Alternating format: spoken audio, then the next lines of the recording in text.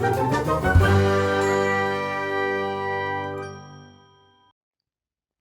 everyone and welcome back to the tutorial.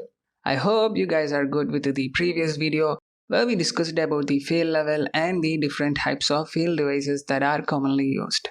In this video, we are going to learn about PLC, which obviously comes under the category control level. So what is a PLC? Before going to that, let me give you a brief history.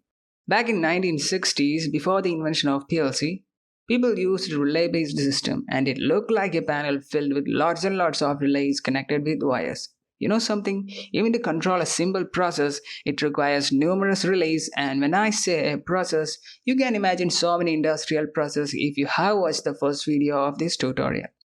So a process comprises of different logical functions like AND, OR, NAND, etc., or by the numerous combination of these. And all these are done by connecting wires in between so many relays to complete the task. Now you can imagine what happens if the process is a little complex one or something went wrong with the relay or wiring. Since the relay-based system forms a bulkier circuit, it will be so difficult to find them and fix them. Thus in 1968, Dick Morley invented the first PLC for General Motors.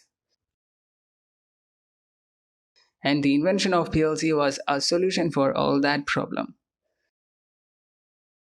Now, let me show you some of the PLCs from the leading PLC manufacturers. Like the laptop or smartphone that we are using, they also got their own manufacturers, and we choose them effectively according to the specification and our needs. Now you got the idea how you will see a PLC. Now back to the topic, what is a PLC?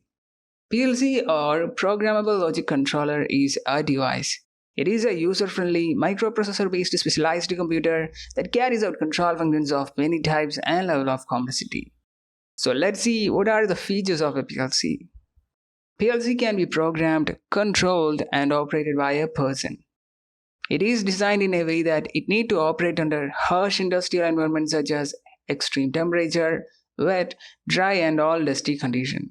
It is also designed in a way that it can be operated by engineers with limited knowledge of computer and computing language, so it is easy to use. PLC has the greatest advantage that the same basic controller can be used with a wide range of control system.